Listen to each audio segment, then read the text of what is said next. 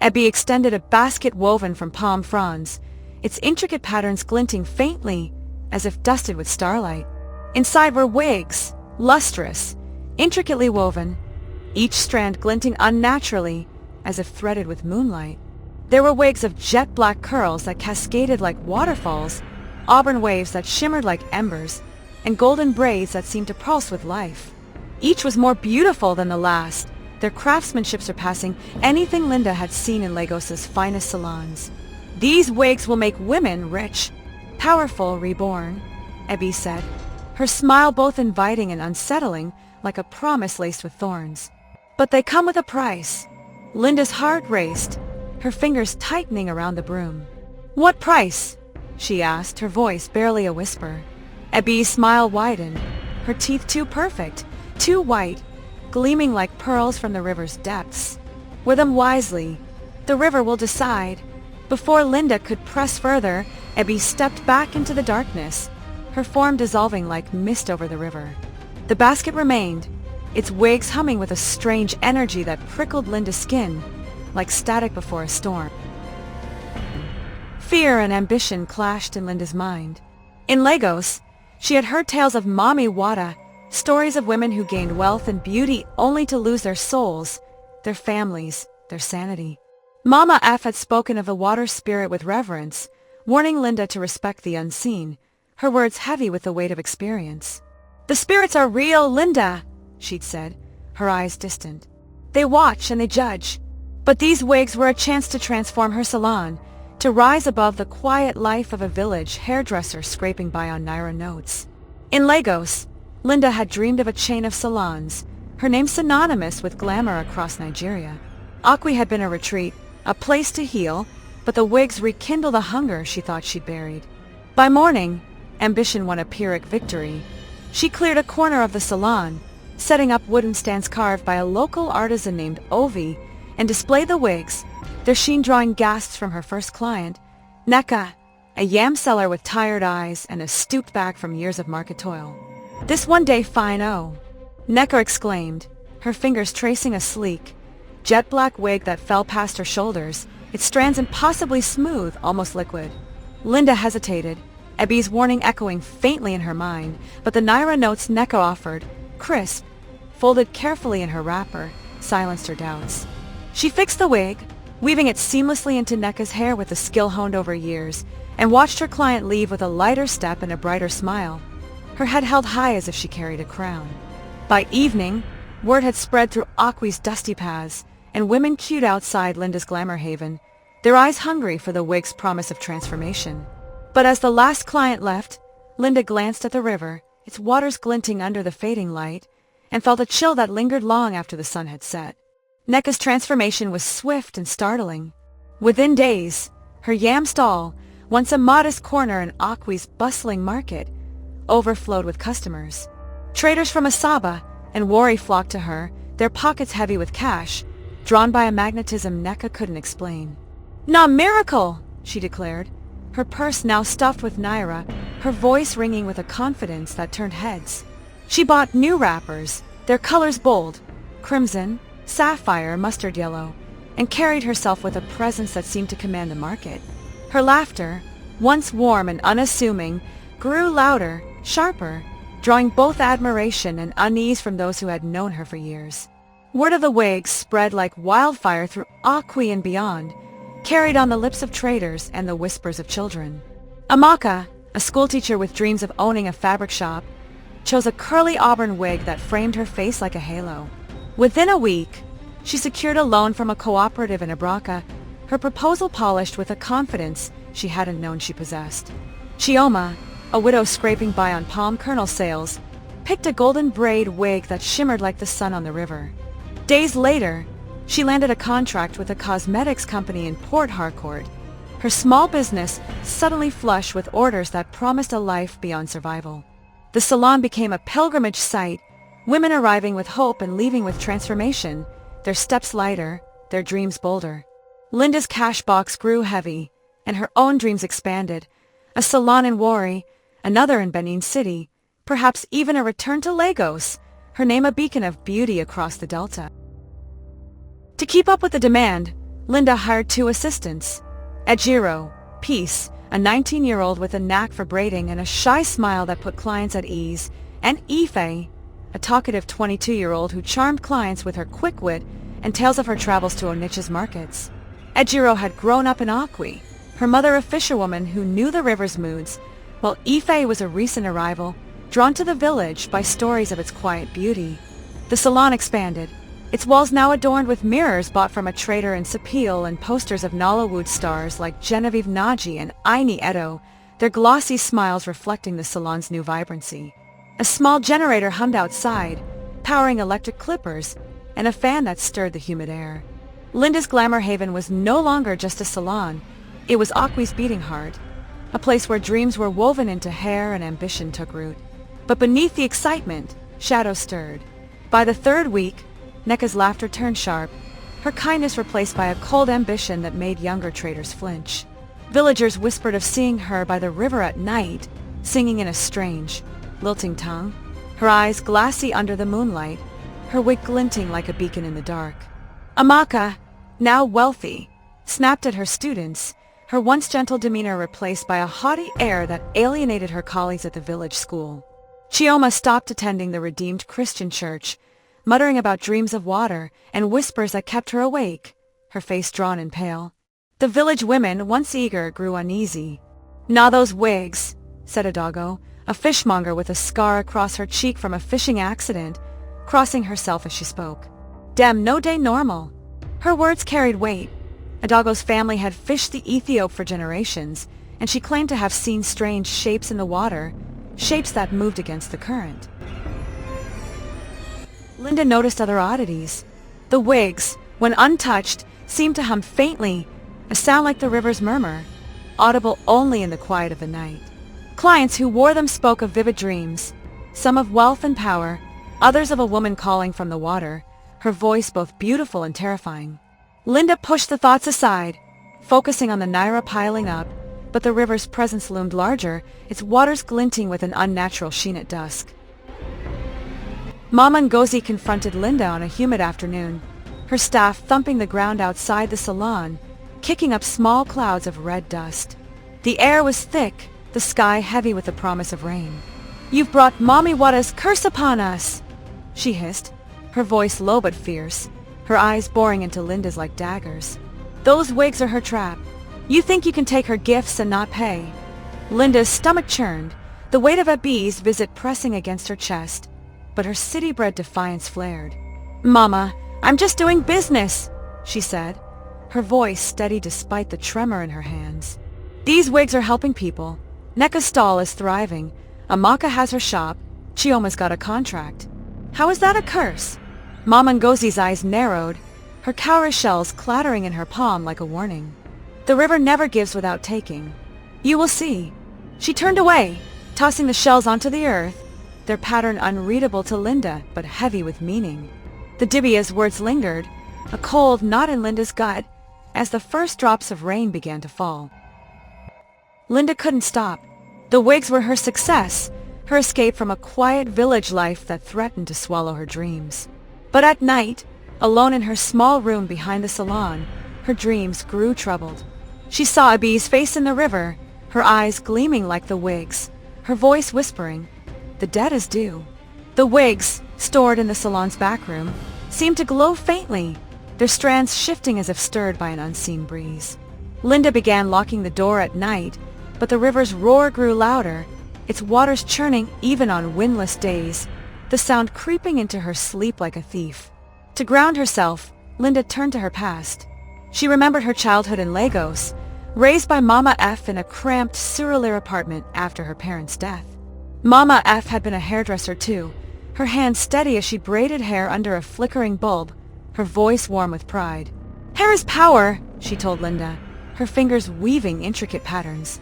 "It carries a woman's spirit, her strength, her story."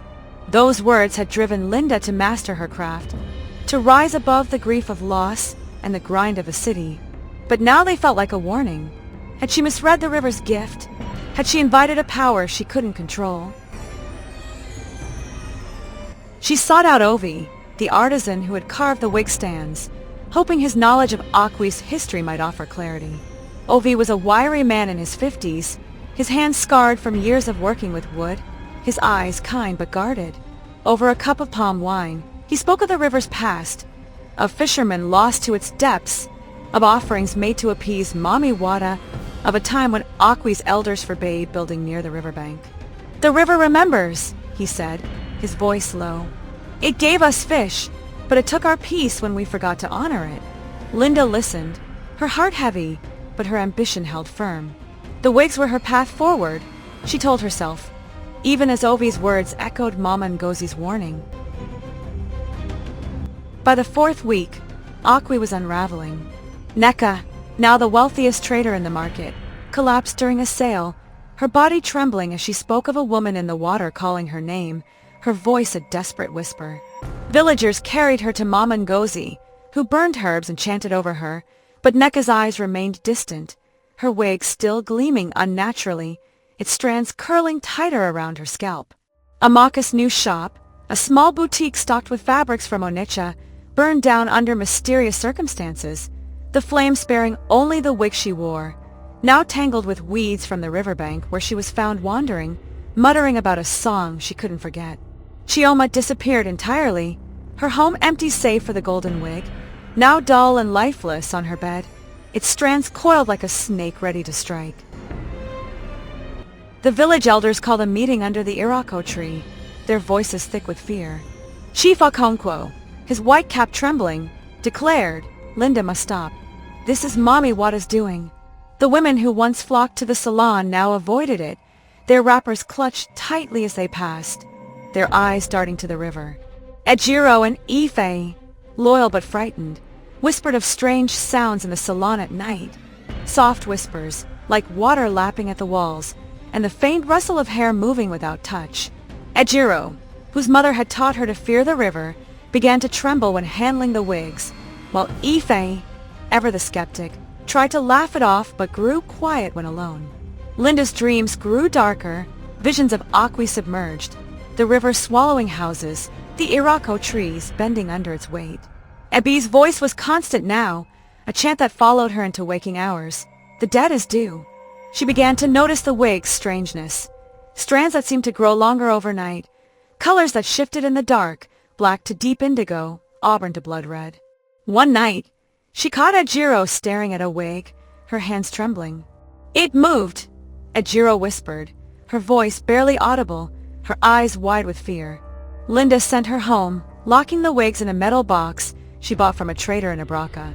But the box rattled at night, the sound faint but persistent, like the river's call, and Linda began to sleep with a knife under her pillow, its blade cold against her fears. A new figure emerged in the village's whispers. Chikwudi, a young fisherman with a limp from a childhood accident, who claimed to have seen Ebi by the river, her form half human, half water, her eyes glowing like fireflies. Chikwudi had always been a quiet man, his nets cast with care, but now he spoke of warnings, of a debt owed to the river. "She came to me too," he told Linda one evening, his voice low as he stood outside the salon. "She offered me fish that would fill my nets forever, but I refused." "You should have refused." His words struck Linda like a blow, but she pushed them aside, her ambition a shield against the growing dread. As a storm brewed over Akwi, the air thick with the promise of rain, Ebi returned. Linda was alone in the salon, counting the day's earnings, the naira notes feeling heavy in her hands, each one a reminder of her choices. The kerosene lamp flickered, casting jagged shadows, and the air grew heavy, as if the river itself had seeped into the room. Ebi stood in the doorway, her wrapper dripping as if she'd risen from the water, her eyes gleaming with a light that wasn't human. "The river demands its due," she said, her smile now a warning, sharp and cold. "You've taken my gifts, but you've not paid. Will you settle the debt, or will Akwi?" Linda's knees buckled, her breath shallow. "What do you want?" she pleaded, her voice cracking.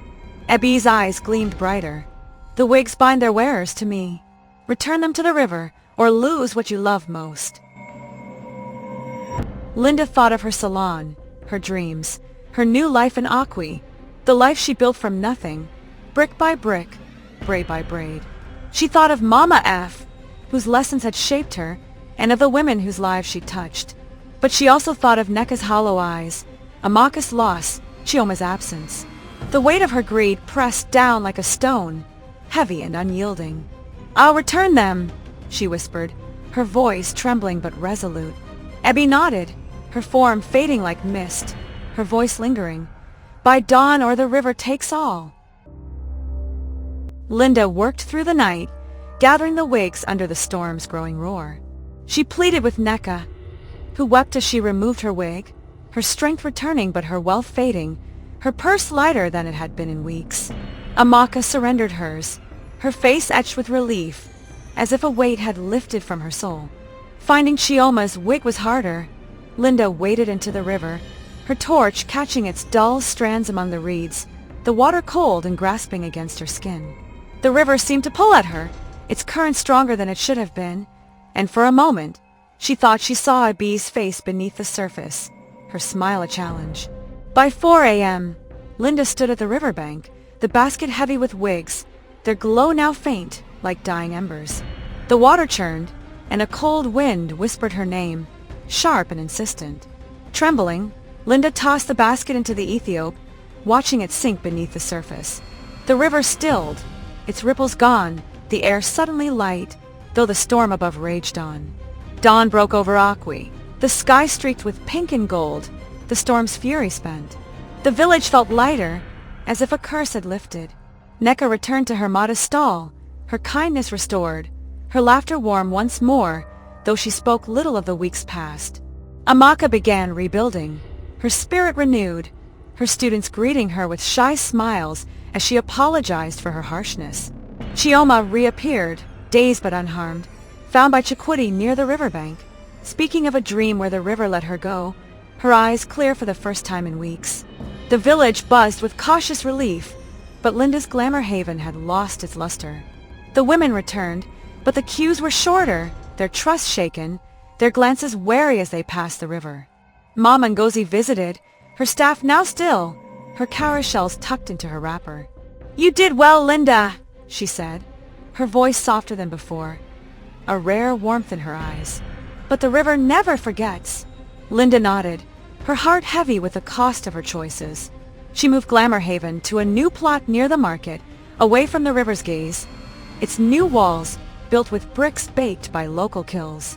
She worked harder, relying on her hands, not spirits, to rebuild her name. Ejiro and Ife stayed, their loyalty a quiet strength, their laughter a balm for the salon's wounds. But Linda noticed Ejiro's hesitation near the river, her eyes darting to the water, and Ife's stories grew quieter, her wit tempered by an unspoken fear. Months passed, and Akwi healed, its rhythms restored. Linda's salon grew modestly, its walls filled with new laughter, new stories.